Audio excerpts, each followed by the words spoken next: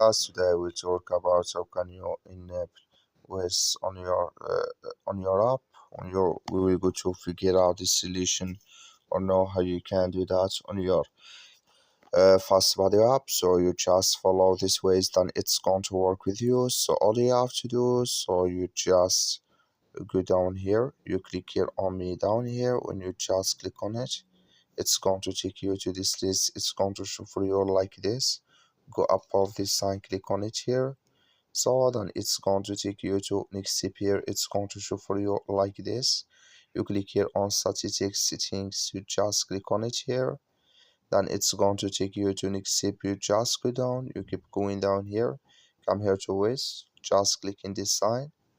So like you see this color show for us, that's mean here waist enable with us now. So that's all you have to do. I wish you I get it. That's all. Thank you for watching. Don't forget to support us by liking, subscribing.